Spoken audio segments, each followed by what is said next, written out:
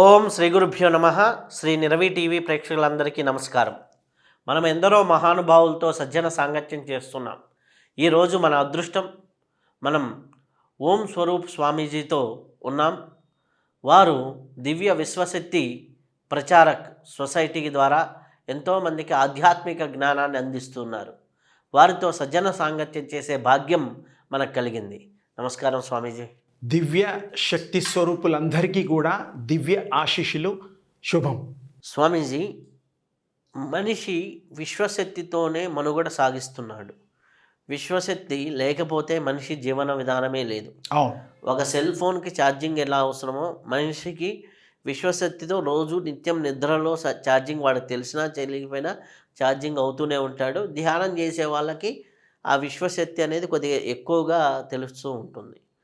అయితే మనిషి సంపూర్ణంగా ఆనందంగా సంతోషంగా జీవించాలి అంటే ఏం చేయాలి? చాలా మంచి ప్రశ్న.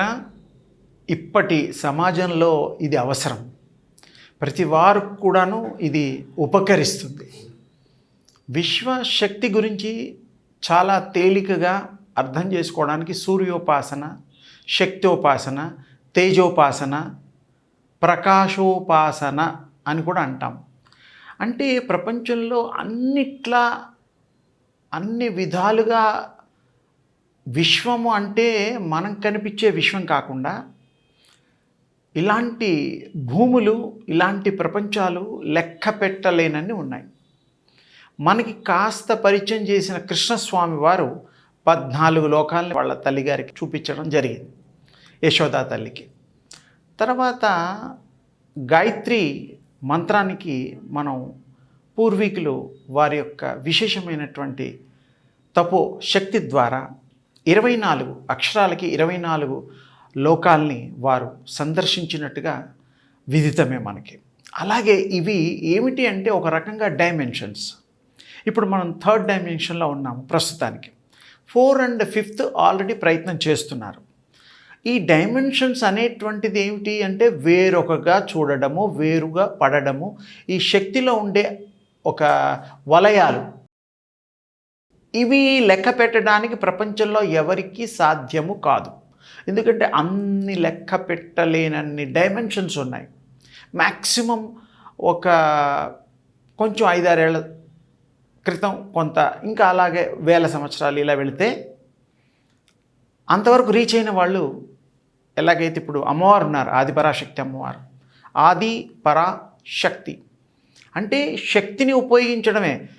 స్త్రీ అని అక్కడ మనం అర్థం రాదు. శక్తి అనేటువంటి గ్రామటికల్గా మనం దాని శక్తి అని, ఆది అంటే మొదలు, పర అంటే ఈ శక్తులు కానిది శక్తి. ఆ ఆదిపరాశక్తి ఒక చోట ఉండడమే కాకుండా సర్వవ్యాపకురాలు. సర్వత్రా ఆ తల్లి నిలయమై కొలువుతీరున్నది. శివస్వామి యొక్క అనుగ్రహం చేత, ఆ తల్లి కృపచేత శివస్వామి వారు రావడం జరిగింది. ఆ శివస్వామికి మరి మనం అకల్టిజంలో ఆ శివస్వామికి కైనెటిక్ ఎనర్జీ అనేటువంటి ఒక చక్కటి నామధేయం ఉన్నది. అంటే కైనెటిక్ ఎనర్జీ అని అంటే మనం పామరిక అర్థం చేసుకునే భాషలో నడయాడే శక్తి అని అర్థము. అది కైనెటిక్ ఎనర్జీ. అయితే శివుడు అనేవాడు చాలామంది మనం తెలిసి ఏంటంటే ఒక సంసారం ఉంది, పార్వతీ తల్లి ఉంది, తర్వాత మరి వినాయకుడు ఉన్నారు, మరి 2 కొడుకులు, తండ్రి, ఇంకా పాముల ఆభరణాలుగా చేసుకోవడం, ఇవన్నీ మనం స్టోరీల్లో చూస్తున్నాము. కానీ ఇక్కడ విశేషం ఏమిటంటే వారు, ఆ శివుడు వేరు. శివలోకం ఉన్నదండి పైన. అది చాలామందికి పరిచయం లేదు. ఈ శివుడే తెలుసు, లేకపోతే శ్మశానంలో కూర్చునే శివుడు తెలుసు. కాలుడుగా, భైరవుడుగా ప్రతి భారతదేశంలో ఏ ఊరు వెళ్ళినా కూడా మీరు శ్మశానంలో తప్పకుండా శివ విగ్రహం లేకుండా ఏ శ్మశానాలు ఉండవు. మరి ఆ విషయం అందరికీ తెలిసిందే. కాబట్టి అవి కావు ఇప్పుడు నేను చెప్పేటువంటిది. ఆ శివ కైనెటిక్ ఎనర్జీ అనేటువంటిది వేరు. ఆ శివలోకం వేరు.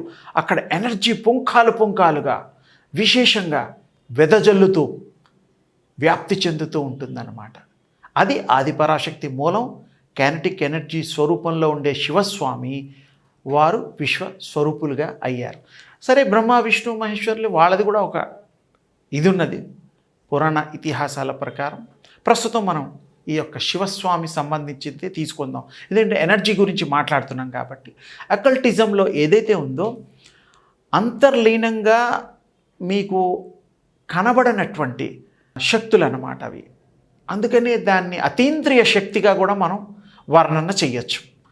ఇది సూర్యోపాసన తేజోపాసన కనుక మీరు చేయగలిగితే రోజు 20 సెకండ్లు ఒక్కసారే చేయాలి, 10 సార్లు అక్కర్లా. ఆ పొద్దున ఉదయించే సూర్యుడిని అలా చూడండి, ఇలా తండ్రిని. నా తీర్థం, నా భోగో, నా మంత్రం ఏం అక్కర్లా, గురూపదేశం కూడా అక్కర్లేదు, చూడడమే. అది దివ్య మంగళ ఎలాంటి శక్తి గోళం అంటే ఈ విశ్వానికి అంతా వెలుతురుని ప్రసాదిస్తుంది. రాత్రి సూర్యుడి ద్వారా చంద్రుడికి ప్రసరణ జరిగి ఔషధుల రూపంలో మనకి చరిత్ర చెప్తోంది. ఆయుర్వేదం, ధనవంతరి, అది కూడా మనకు తెలుసు. చాలా వీలైనంత వరకు సింపుల్గా చెప్తూ మీకు ఎక్కువ ఇన్ఫర్మేషన్ ఇద్దామనేటువంటిది అలా అలా కొంచెంగా టచ్ చేస్తున్నాను, అంతేగాని వేరే ఏమీలా. అందుకని ఇక్కడ అమ్మవారి సంబంధించింది అనేటువంటి తల్లి భావన మాత్రమే, కానీ తల్లి అనేటువంటిది స్త్రీ అని కాదు. అక్కడ శక్తి స్వరూపాన్ని మనం తల్లిగా భావిస్తున్నాం. తండ్రిగా కూడా మనం భావించాలంటే మీ ఇష్టం, ఏ దేవుణ్ణైనా కూడా ఏ రూపాలైనా మీరు ఇచ్చేయచ్చు. కానీ ఆ రూపాల గుణాలే ఉపాసన చేసే వాళ్ళకి కృష్ణుని పూజ చేస్తే కృష్ణ రూపాలు, రాముని పూజ చేస్తే రాముడి రూపాలు, గుణాలు వస్తాయి. ఇది తథ్యము. మన వేద వాంగ్మయంలో కూడాను, పురాణ ఇతిహాసాల్లో కూడాను అదే చెప్పబడింది. 108 ఉపనిషత్తులు, 18 పురాణాలు, 4 వేదాలు, పంచమ వేదం, సరే ఇవన్నీ ఎన్నో ఉన్నాయి. అవి ఏది చదివినా కూడా ఒక వేదం 12.5 సంవత్సరాలు పడుతుంది కంప్లీట్ చేయాలంటే. 4 చేసేసరికే 48 ఏళ్ళు 50 ఏళ్ళు దరిదాపు అయితే మరి వాడు ప్రాక్టికల్గా ఎప్పుడు చూడాలి, దాన్ని అనుభవంలో ఎప్పుడు తీసుకోవాలి? అందుకని మనకు తేలికపాటిది అన్నీ ఉన్నాయి. ఈ కలియుగంలో కలౌ నామ సంకీర్తనం, కలియుగంలో నామంతో సాధించవచ్చు. యజ్ఞయాగాలు కూడా చేసేవాళ్ళు ఉన్నారు, తప్పులేదు. కానీ చేసే ప్రక్రియ కరెక్ట్గా చేసేవాళ్ళు ఉన్నప్పుడు తప్పకుండా అది వర్షాలు కురుస్తాయి, పంటలు పండుతాయి. మరి జీవం ఉండేటువంటి ఇచ్చేటువంటి గాలి కలుషితం కాకుండా ఉంటుంది, స్వచ్ఛమైన గాలి ప్రాణవాయువు ఉంటుంది. ఈ పంచభూతాలు కూడా స్వచ్ఛతగా వాటి యొక్క స్థానాల్లో ఉంటూ మనని, ఈ ప్రకృతిని కాపాడుతూ, ప్రకృతికి సంబంధించినటువంటి ఈ ఆకారం ఏదైతే మానవులు తీసుకున్నారో వారందరూ కూడా సుభిక్షంగా వాళ్ళు ఉండడానికి ఆ యొక్క శక్తి యొక్క సహకారంతో మనం ఉంటాం. ఇందులో ఇంకో విషయం చెప్పుకోవాల్సిన అవసరం ఉంది. చాలామంది పిల్లల్ని కంటూ ఉంటారు, మొక్కుబడులు ఉంటాయి. డాక్టర్ల ద్వారా కూడా ఏదో ఈ మధ్య పరికరాలు అవి ఇవి ప్రక్రియలు చేస్తూ కూడా గర్భధారణ జరుగుతోంది. కానీ కాళ్ళు, చేతులు, ఉదరము, కళ్ళు ఇవన్నీ గర్భంలో తయారవుతాయి. కానీ ప్రాణం, జీవం వచ్చేటువంటిది అన్నీ బ్రహ్మంగారు చెప్పినా, కృష్ణస్వామి చెప్పినా, ఏ స్వామి ఇది చెప్పినా, మన పుస్తకాల్లో కూడా వేదాల్లో కూడా, గర్భోపనిషత్తు చూసినా కూడా 7 మాసాల 6.5 రోజులకి మాత్రం నిజమైనటువంటి ప్రాణం వస్తుంది. అప్పటి నుంచి జీవం కదలడం, రావడం, చేయడం అన్నీ ఉంటుంది. కానీ తల్లిదండ్రులు పిల్లల్ని దండం పెట్టుకుంటారు, నాకు మంచి కొడుకు కావాలి, మంచి అమ్మాయి కావాలి, మంచి సత్సంతానం గురించి ప్రతి ఇంట్లో వంశవృక్షాన్ని గురించి మాట్లాడుకుంటారు. కానీ ఆత్మని కనలేరు, ఇది సత్యము. శరీరాలను ఇవ్వగలుగుతారు, ఆత్మని కనలేరు. కానీ ఆత్మని ప్రేర్ చేయడము, ధ్యానం చేయడం, ఆత్మని ఆహ్వానించడం మాత్రం తల్లిదండ్రులు చేయడానికి వీలున్నది. అవి కూడా ఐడియల్ లోకాలని కొన్ని ఉన్నాయి. ఎలాగైతే పితృలోకం ఉందో, తేజోలోకం ఉందో, బ్రహ్మలోకం ఉందో, శివలోకం ఉందో, విష్ణులోకం ఉందో, ఎన్ని లోకాలైతే ఉన్నాయో అలాగే పితృలోకం ఉన్నట్టుగా మనం పిండ ప్రదానాలు ఎవ్రీ 1 ఇయర్కి ఒకసారి చేస్తూ ఉంటాం. అలాగే ఆత్మలకు కూడా ఒక లోకం ఉంది, ఈ లోకానికి పైన, ఈ భూలోకానికి పైన, అది దగ్గరగా ఉంటుంది. అవన్నీ ఐడియల్ ఆత్మలు ఉంటాయి అక్కడ. ఇక్కడ వీళ్ళు ప్రేయర్ చేసేటప్పుడు వాళ్ళకి సూటబుల్గా ఉండేటువంటిది, వీళ్ళ ఆర్తనాదమే అనుకోండి, మరి కోరికనే అనుకోండి, వాటికి చేరుతాయి. అవి చూడగలుగుతాయి, వినగలుగుతాయి. అందులో వాళ్ళు కరుణించి కొన్ని సూటబుల్ గర్భాల్ని ఎంచుకొని అవి రావడం, జన్మ తీసుకోవడం జరుగుతుంది. కానీ తల్లిదండ్రులకి ఆత్మలు తెలియదు, పరిచయాలు ఉండవు. ఇది సత్యం. శరీరాలు మాత్రమే ఇవ్వగలుగుతారు శాస్త్రరీత్యా. ఏ రీత్యా చూసినా కూడా జెనెటిక్గా జీన్స్ ఫాలో అవ్వడం, డిఎన్ఏ సైంటిఫిక్గా కూడా మనం చూసుకుంటే ఈ 3 భాషల్లో 7 తరాలు, 3 తరాలు, 21 తరాలు, 50 తరాలు, అసలు తరాలు ఎన్ని తరాలు వెళ్తారో వెళ్ళండి. 200 కోట్ల సంవత్సరాల ఈ చరిత్ర ఉన్నది మనకి. పంచాంగంలో మీరు 3-4 పేజీల్లో చూస్తే 195 కోట్ల ఇలా చిల్లరగా మొత్తం ఇంచుమించు బ్రహ్మ నిద్రించిన టైం కూడా లిప్తాలు అవి కూడా చూస్తే అది 2 కోట్ల సమయం ఉంది. అన్నీ కలిపితే దరిదాపు 200 కోట్ల సంవత్సరాలు కలిగినటువంటి ఈ యొక్క ఇది అప్పటి నుంచి కూడా ఈ డిఎన్ఏ రావడం, శరీరాలు తయారవ్వడం, ఆత్మలు ఎంటర్ అవ్వడం, వాటి పనులు చేసుకోవడం, ఆత్మ ఆవరణలు సొంతంగా అవి నిర్దేశించుకుంటాయి. నేను ఏం చేయాలి, ఏమి పోయిన జన్మలో ఏవో మిగిలినవి ఉంటాయి కదా, ఆ కంప్లీట్ చేయడం కోసం ఇంకో జన్మ తీసుకుంటాయి. ఆత్మ ఇష్టం, తల్లిదండ్రులు ఇష్టం లేదు, పూర్వీకులు ఇష్టం లేదు, ప్రేయర్ చేయడం వారికే ఇష్టం. ప్రేయర్ ఏమిటి? నాకు మంచి సంతానం కావాలి, నా వంశవృక్షం ఉండాలి, ఇంతే. అలాంటప్పుడు ఇవన్నీ కూడాను ఈ యొక్క ఆత్మ సంచితం, ఆత్మలుగా వస్తూనే ఉంటాయి, శరీరాలు వస్తున్నట్టుగా. కానీ అది వేరు, ఆత్మ నిర్ణయాలు వేరు. ఆత్మ నిర్ణయించుకున్నటువంటిదే జన్మ.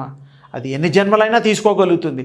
ఇప్పుడు మనం జనరల్గా కూడా పంచవర్ష ప్రణాళిక, 5 years ప్లాన్ అది ఏదో పెట్టుకుంటాం, ప్లాన్ చేసుకుంటాం, 2 ఏళ్ళు అవుతుంది. మళ్ళీ if you want postpone, okay, ఇంకో 5 ఏళ్ళ తర్వాత కూడా చేసుకోవడానికి వీలుంటుంది. మనం సొంతంగా నిర్ణయించుకుంటాం ఈ శరీరంలో. ఆత్మలు కూడా అలా నిర్ణయాలు తీసుకోగలుగుతుంది. అది పోస్ట్పోన్ చేయగలుగుతుంది, ప్రీగా కూడా ముందరగా కూడా చేసుకోగలుగుతుంది. ఆత్మ శక్తివంతమైంది, నిర్ణయాధికారం కలిగినది, మంచి పనులు చేయడానికి, బాకీలు తీర్చుకోవడానికి. ఈ తల్లిదండ్రుల కోరికలను కూడా ఎందుకు కన్సిడర్ చేస్తుందంటే వారు శరీరాలు ఇచ్చారు కాబట్టి. అన్నేళ్ళు 60 ఏళ్ళో 70 ఏళ్ళో బతుకుతుంది కదా ఈ మానవుల ఈ శరీరం. ఆత్మకి ఇన్నేళ్ళు అన్నేళ్ళు కదా, దానికి ఇష్టం వచ్చినప్పుడు సేపు బతుకుతుంది, ఇష్టం వచ్చినప్పుడు వెళ్ళిపోతుంది, దాని ఇష్టం. మనం ఇవన్నీ లెక్కల ప్రకారం ఒకటి ఊహ, ఇన్నేళ్ళు ఉంటారు, అన్నేళ్ళు ఉంటారు. సరే, భగవద్దత్తమైనటువంటి జాతకాలు కూడా ఉన్నాయి. మహానుభావులు ఎంతోమంది లెక్కలు కడతారు, వాక్శుద్ధి కలిగిన వాళ్ళు ఉన్నారు, అవి కూడా మనం కన్సిడరేషన్లో తీసుకుంటాం.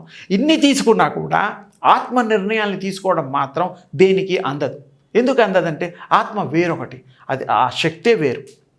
దాన్ని ఉపాసన చేసి, ఆత్మోపాసన చేసి అంతర్ముఖంగా గనక మనమై సూర్యోపాసన ఇలాంటి శక్తోపాసన చేస్తే మీరు అద్దంలో చూసుకుంటే ఎంత ప్రత్యక్షంగా మన మొహం కనబడుతుందో మీ ఆత్మను మీరు చూసుకోగలుగుతారు, మీ ఆరాను మీరు చూసుకోగలుగుతారు, దాంతో అనుసంధానం కాగలుగుతారు.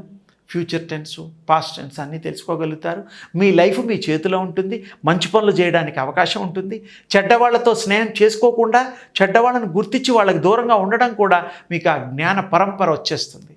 ఎలాగైతే చూసిన వాళ్ళని గుర్తిస్తూ అప్పుడప్పుడు ఎక్కడన్నా కలిసినా కూడా మిమ్మల్ని 10 ఏళ్ల క్రితం చూసామండి అని అనుకుంటూ ఉంటాం అప్పుడప్పుడు. అలాగే ఆత్మ చెప్పేస్తుంది, పలానా వాడు ఇది, పలానాడు ఇది, మీకు తెలిసిపోతుంది, ఆ స్ఫురణ వచ్చేస్తుంది. అంటే దైవ స్వరూపులైపోతారు, శక్తి స్వరూపులైపోతారు. ఎంత గొప్ప ఆ యొక్క శక్తిమయమైనటువంటిది, దివ్య తేజోమయమైనటువంటిది ఆ యొక్క ఉపాసన. రోజు 20 సెకండ్లు ఒక్కసారి చూడాలి. సూర్యోపాసన రోజు చేయాల్సిన అవసరం లేదు. అది రిపీట్ చేస్తూ కాన్స్టెంట్ రిమెంబరెన్స్ మనం చేయగలిగిన నాడు మీకు సర్వము సిద్ధిస్తుంది. మీకు కావాల్సిన ప్లానింగ్ అంతా పరిసమాప్తం చేసుకొని మళ్ళీ జన్మ లేకుండా కూడా జన్మ రాహిత్యం కూడా చేసుకోవచ్చు. ఇది చాలా తేలికైంది. ఇవన్నీ గతంలో క్రియాయోగం కానీ, సూర్యోపాసన ఇవన్నీ కూడా మనం గతంలో కృష్ణస్వామి, రామస్వామి అందరూ భగవత్ స్వరూపులు అందరూ చేశారు. సూర్యోపాసన చెయ్యని దేవుడు ఒక్కరు లేరండి. ఆర్ఘ్యం ఇవ్వడం పొద్దున పూట అందరినీ మనం చరిత్రలో చూసాం. వాళ్ళు చూపిన మార్గమే ఇది. అది మనం మళ్ళీ ఇది ఆర్ఘ్యం ఇవ్వలేకపోయినా కనీసం మానసికంగా ఆ యొక్క దివ్య తేజస్సుని మనం అనుకరణ చేస్తూ ఆస్వాదిస్తూ మీరు ఆ దివ్యత్వాన్ని పొంది మీరు దివ్య స్వరూపులు కావడమే. సస్యశ్యామలంగా రైతులకు కూడా మరి వాళ్ళ పొలాలు ఉంటాయి, వాళ్ళకు కూడా ఇలాంటి ప్రాక్టీసెస్ చేశారనుకోండి, మరి చక్కటి పంటలు, చక్కటి జీవనము, చక్కటి సంగమం, దైవం మానుష రూపేణ అనేటువంటి దానికి సార్థకత వస్తుంది.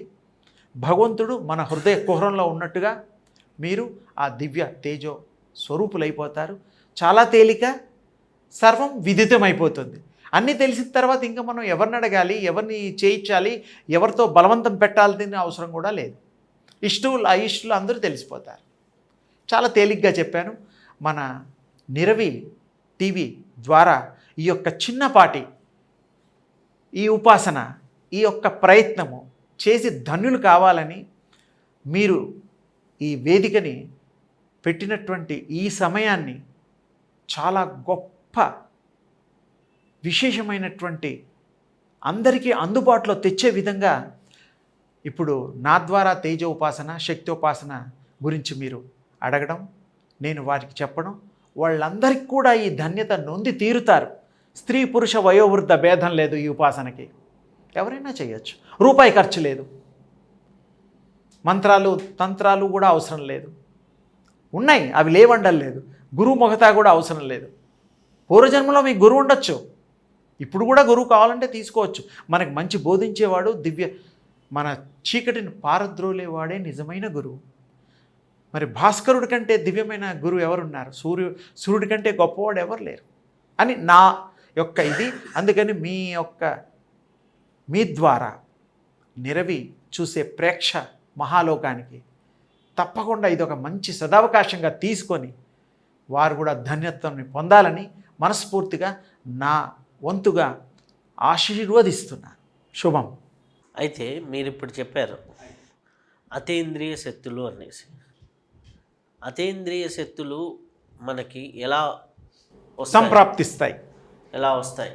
అతీంద్రియము అంటే కళ్ళకి కనబడని శక్తులు అని అర్థం, అందరికీ తెలిసిందే. అయితే అతీంద్రియమైనటువంటి కళ్ళకి కనబడని శక్తులన్నింటినీ కూడా మీరు కళ్ళల్లో చూడడానికి వీలైనటువంటి ఈ దివ్య చక్షువులు, మూడో నేత్రం ఉంటుంది మనకి. ఆ యొక్క పరమశివుడికే కాదు, మనందరికీ మూడో నేత్రం ఉంటుంది. ఇప్పుడైతే ఈ కళ్ళు మూతపడతాయో, కళ్ళు మూత అంటే నిద్రాస్థానంలోకి వెళతాము, సుషుప్త కారణ మహాకారణ స్థితులు ఏవైతే ఉన్నాయో, స్థూల స్వప్న జాగృతి ఇలాంటి అవస్థలు ఉన్నాయో, అందులో అది ప్రయాణం చేసినప్పుడు రాత్రిపూట అది విహారం చేస్తుంది మన బాడీలోంచి.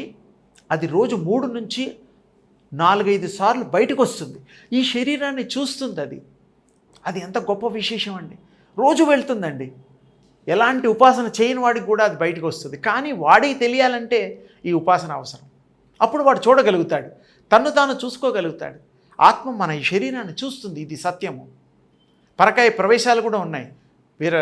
మీరు వీరబ్రహ్మేంద్ర స్వామి టైంలోనూ, మన శంకర భగవత్పాదుల టైంలోనూ చాలా మొన్నటి వరకు కూడా ఉన్నాయి. ఆ యోగి ఆ స్థాయి వేరు. మామూలుగా అంత అక్కర్లా. మనకు ఒక మనిషిని అర్థం చేసుకొని, ఒక మనిషి మనసులో ఏముందో తెలుసుకొని, దుష్టులకి దూరంగా ఉండడానికి ఉపయోగపడుతూ, మనం 2 రూపాయలు సంపాదించుకోవడానికి కష్టపడుతూ, భార్య పిల్లల్ని పోషిస్తూ, ఒక చక్కటి గృహాన్ని, ఒక కారుని, ఒక మంచి ఉద్యోగాన్ని, ఒక మంచి వ్యాపారాన్ని, స్థిరత్వాన్ని పొందుతూ, మళ్ళీ మనం ఆత్మ కూడా స్థిరత్వాన్ని పొంది అలసిపోకుండా, మళ్ళీ జన్మలు లేకుండా కూడా మీరు నిర్ణయాలు తీసుకోవడానికి ఆ దివ్య, మీరు ఇందాక అడిగారే అదృశ్య శక్తులు, అవి మీరు చూడగలుగుతారు, పొందగలుగుతారు. మీ చుట్టూ ఆరాలు ఉంటాయి. కిర్లిన్ కెమెరా అప్పట్లో ఉండేది, ఇప్పుడు కూడా ఉన్నాయి, కానీ కొనడం ఒక 7-8 లక్షల్లో వస్తాయి. అది మీరు ఫోటో తీస్తే ఆరా తెలిసిపోతుంది. ఇందిరాగాంధీకి, తర్వాత చాలా మన శాస్త్రి గారికి, లాల్ బహదూర్ శాస్త్రి గారికి, సుభాష్ చంద్రబోస్ గారికి కూడా తీసినట్టు చాలామంది చెప్తారు. అంటే వారి కూడా ఇప్పుడు టోనోగ్రఫీ కూడా ఉంది. ఈ మధ్యకాలంలో అది కూడా చాలా ప్రాచుర్యంలోకి వచ్చింది. మీ మాట ద్వారా ఆ శక్తులు బహిర్గతమయ్యేటువంటి ఒక పద్ధతి ఉన్నది. ఇప్పుడు ఈ మధ్య చాలామంది ప్రాక్టీసెస్ కూడా చేస్తున్నారు. అయితే ఇప్పుడు అదృశ్య శక్తులు మనుషులకు వస్తాయి, తప్పకుండా, సందేహం లేదు. దాంట్లో వాక్ శక్తి ఉంటుంది, సంకల్ప శక్తి ఉంటుంది, అవగాహన శక్తి ఉంటుంది, అండర్స్టాండింగ్ కూడా. ఇప్పుడు ఒక వ్యక్తికి సాధారణంగా ఒక విషయాన్ని అర్థం చేసుకుంటాడు. ఇంకొకడు ఇంకొక విషయాన్ని ఇంకొక లోతుల్లో అర్థం చేసుకుంటాడు. ఆ అర్థం చేసుకునే దాన్ని బట్టి మారిపోతుంది. మనకి ఈ అండర్‌స్టాండింగ్ లెవెల్స్ కానీ, వాక్‌శక్తి గానీ, సంకల్ప శక్తి గానీ నిత్య జీవితంలో ఉపయోగించుకునేయి. అలాగే మనకి ఒకటి అనుకుంటే పని అవ్వటం గానీ, సంకల్ప సిద్ధి గానీ, ఇవన్నీ జరగాలి అంటే మన సాధనలో ఏ స్థితికి రావాలి? మీరు సాధనలో స్థితులున్నాయి 100% కరెక్ట్, సందేహం లేదు. కానీ ఇప్పుడు ఆ స్థితులు మీకు ఒక స్థితి వచ్చిన తర్వాత అర్థమవుతాయి. స్థితి రాకుండా మనం అది ఏ స్థితో చెప్పలేము. అందుకనే మీకు చాలా సింపుల్గా, ఇబ్బంది పడకుండా ఒక 20 సెకండ్లు మీరు వెచ్చించండి, ఒక్కసారి మాత్రమే. అది మీరు ప్రాక్టీస్ చేయడం వల్ల మీకు ఆ యొక్క కను బొమ్మల్లో ఆ దివ్య బింబాలు మీరు ప్రాక్టీస్ చేస్తే వస్తుంది. అది మనకు కనబడుతుంది. దాన్ని ప్రాక్టీస్ చేయడం వల్ల ఆ స్వీకరణ ఈ శరీర ఆకృతి తీసుకుంటుంది. అది బాడీ నకసిక పర్యంతం కూడా తేజోమయం అయిపోతుంది. అయిపోయినప్పుడు మీకు విశ్వ మేధా శక్తి వస్తుంది. దాన్ని యూనివర్సల్ మైండ్ అంటారు. అంటే యూనివర్సల్ మైండ్ అని ఒకటి ఉంది, మన మైండ్ ఒకటి ఉంది. ఈ రెండిటికి అనుసంధానం అయినప్పుడు మీకు పూర్వజన్మలు అవే కాకుండా 1000 సంవత్సరాల క్రితం జరిగినటువంటి శబ్దాలు కూడా వినేటువంటి అదృష్టం కలుగుతుంది. చాలా విశేషమైనటువంటి అన్నీ కూడా ఇప్పుడు మనం ఇక్కడున్న పరిస్థితికి మీకు ఉదాహరణ, దానికి దీనికి సంబంధం లేకపోయినా చెబితే, ఇప్పుడు ఈ ఎపిసోడ్ చేస్తున్నాము, మంచి ఎపిసోడు. ఇది విశేషమైనటువంటి జ్ఞానాన్ని సంపాదించి ఇతరులకి పంచేటువంటిది, పెంచేటువంటిది, హృదయాల్లో ఉంచేటువంటిది. అయితే ఏమిటంటే ఇప్పుడు షూట్ చేసింది మాటలతో సహా మీరు ప్రిజర్వ్ చేయగలిగితే ఒక 200 సంవత్సరాలు, 100 సంవత్సరాలు, 50 సంవత్సరాలు మీరు మీ యొక్క లైబ్రరీలో ఇవి పెడితే అది ఎప్పుడు పడితే అప్పుడు తీసి ప్లే చేయొచ్చు. ఇది సత్యమే కదా.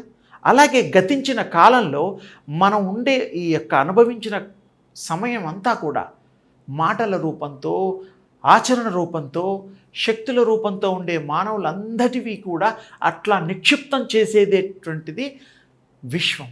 ఆ విశ్వమే అతీంద్రియ శక్తి రూపంలో ఉంటుంది. మనం అన్నీ రికార్డెడే. మీరు ఎప్పుడంటే అప్పుడు దాన్ని ట్యాప్ చేయాలి. ఈ సాధన ద్వారా చేస్తే అది మళ్ళీ మీకు చూపిస్తుంది. ఎలా? ఇప్పుడు మన ఈ ఎపిసోడ్లు, సినిమాలు ఎలాగైతే ప్లే చేస్తే చూడగలుగుతున్నామో, 100 ఏళ్ల క్రితం సినిమాలు కూడా చూస్తున్నారు, రకరకాలుగా చూస్తున్నారు. మన జ్ఞాపకాలు కూడా వస్తూ ఉంటాయి అప్పుడప్పుడు. మీరు చూడండి, ఎప్పుడో 10 ఏళ్ళది, అంతకుముందుది అలా వస్తూ ఉంటాయి పరంపరలుగా. అది సత్యం. ఈ శక్తులు కూడా నిక్షిప్తమై ఉన్నాయి యూనివర్స్లో. మీరు సాధన చేస్తే రకరకాలు, ఎవరికి ఏది కోరుకుంటే, ఏ సంకల్ప సిద్ధితో కోరుకుంటే ఆ సంకల్పం నెరవేరి తీరుతుంది, సందేహమే లేదు. ఎందుకంటే మనం ఇప్పటి కాలమానంలో చదువులు, ఇంజనీరింగ్ ఉంది, డాక్టర్ ఉన్నారు, ఇంకా కొన్ని చదువులు ఉన్నాయి. ఏమిటి? ఆ నిర్దిష్టమైన చదువులు చదువుతూనే అందులో ప్రావీణ్యం సంపాదించి ఉత్తీర్ణులయ్యి ఆ ఉద్యోగాలు చేస్తున్నారు. అంటే ఒకటి ఎంచుకున్న దాంట్లోనే జీవన విధానం సాగుతోంది. అలాగే మన పూర్వ జన్మలో ఏవైతే సాధనలో సాధించి మిగిలిన ఉన్నాయో దానికోసం ఈ జన్మ. అది కూడా ఇప్పుడు మనం కంప్లీట్గా మనం సశేషంగా, విశేషంగా మనం దాన్ని ఇచ్చేయగలిగితే మళ్ళీ జన్మ లేకుండా జన్మరాహిత్యం చేసుకోవచ్చు. అది మీ చేతిలో ఉంది, సత్యంగా మీ చేతిలో ఉంటుంది. అది భగవంతుడి యొక్క కృప, విశేషమైన కృప, దివ్య శక్తి కృప, అతీంద్రియ శక్తి కృప మీకు పుంఖాలుగా. ఇంకోటి, ఇంకా తేలికైన ఎగ్జాంపుల్ చెప్తాను. ఇప్పుడు సూర్యుడిని రోజు చూస్తాము.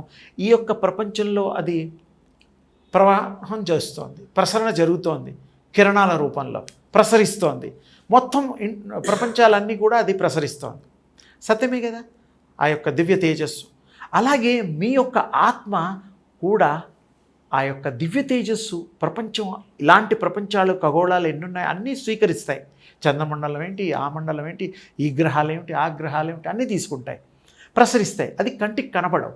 ఈ ప్రాక్టీసెస్ కనుక చేస్తే మీకు తప్పకుండా ఈ యొక్క ధరించిన ఈ మానవ దేహం స్వీకరిస్తే మీకు తప్పకుండా అది మీరు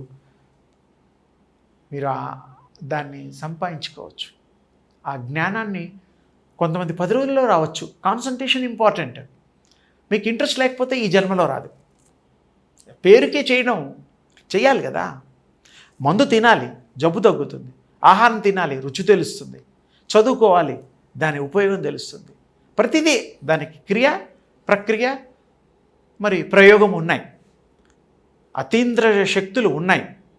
ఏ రకంగా మీరు ప్రయోగం చేయండి, ఏ రకంగా చేయండి, చేసేవాడికి తెలియాలి, చూసేవాడికి తెలియాలి, అనుభవించేవాడికి తెలియాలి.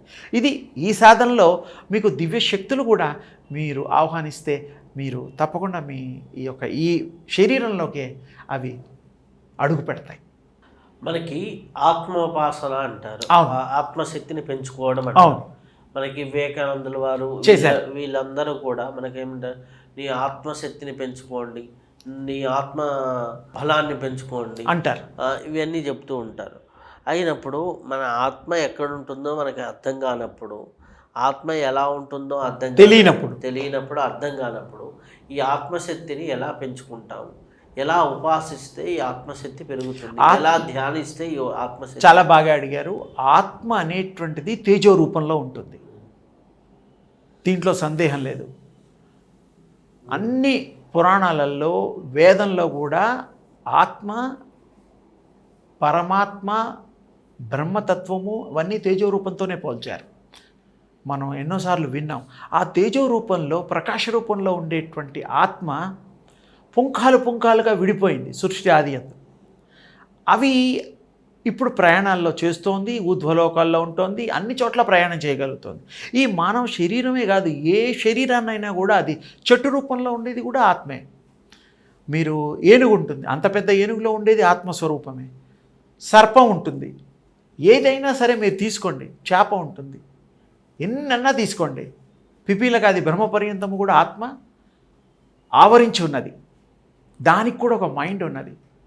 ఇది విడిగా అయినప్పుడు పాదరసం మీరు తేలిగ్గా తీసుకోవచ్చు.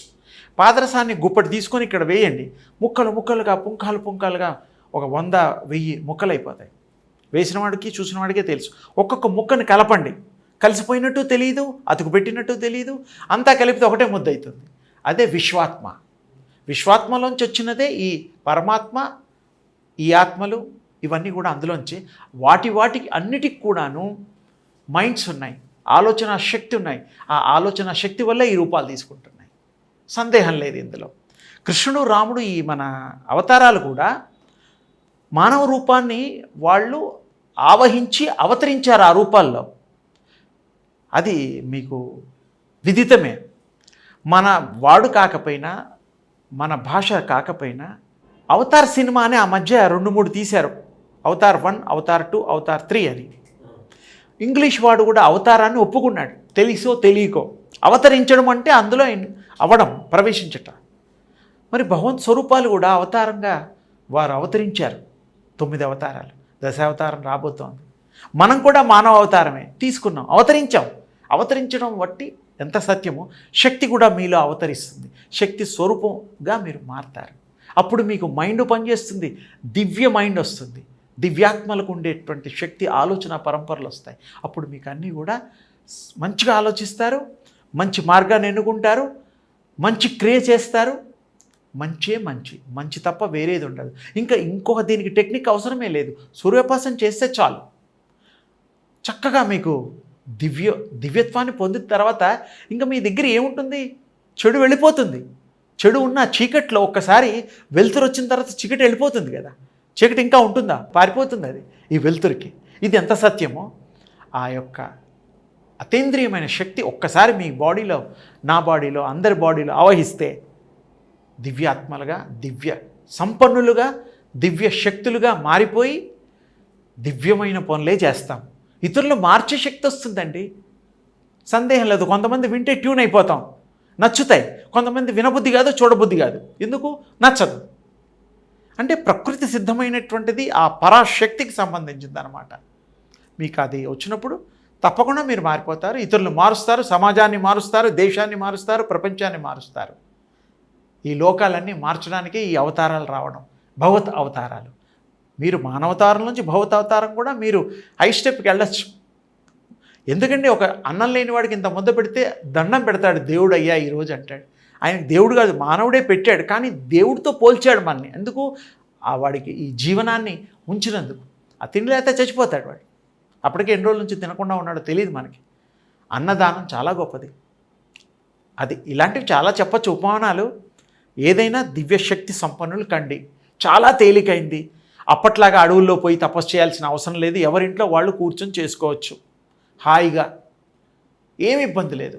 ఇప్పుడు ఎవరు పోతారు చెప్పండి అడవిలోకి? ఇవన్నీ వదిలేసి పోతామా? భార్య పిల్లల్ని వదిలేసి పోతామా? అప్పుడంటే కుదిరింది, ఇప్పుడు కుదరదు. కానీ మీ మనసు ఎక్కడైనా సరే కూర్చోగలుగుతుంది, అనుసంధానం చేయగలుగుతుంది, ఉపాసన చేయగలుగుతుంది. తప్పకుండా మీ ఇంట్రెస్ట్ మెయిన్ అండి ఇక్కడ. దాన్ని గట్టిగా సంకల్ప సిద్ధులైతే సిద్ధిస్తుంది. అయితే మానవ మేధస్సు, విశ్వ మేధస్సు అన్నారు. అవును, లింక్ చేయొచ్చు. ఈ మానవ మేధస్సుని విశ్వ మేధస్సుతో లింక్ చేయొచ్చు అన్నారు. ఆ లింక్ చేసే ప్రాసెస్ ఎలా ఉంటుంది? ఈ యొక్క ఉపాసన చేసినప్పుడు, తేజో ఉపాసన చేసినప్పుడు విశ్వమంతా తానే వారు అవతరిచ్చిస్తారు.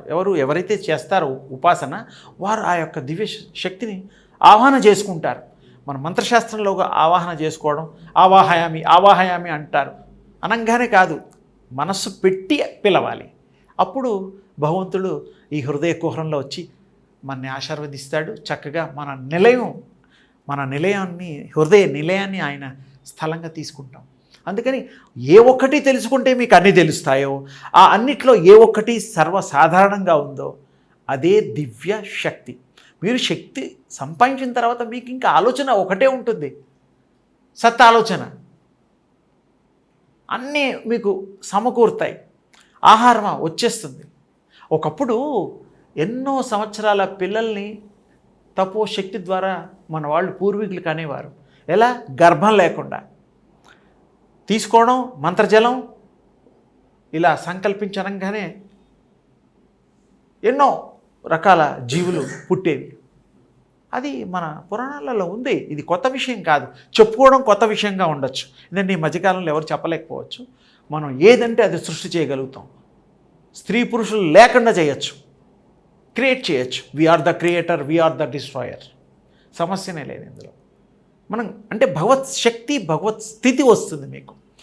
మీరు క్రియేట్ చేయగలిగే శక్తి మీకు వచ్చినప్పుడు ఏనన్నా చేయగలుగుతారు కదా.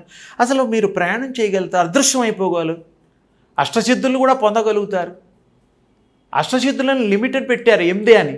నేనంటాను లెక్కలేనన్ని సిద్ధులు వస్తాయి. ప్రతిదీ సిద్ధేనండి. మీ ఆలోచనే సిద్ధి.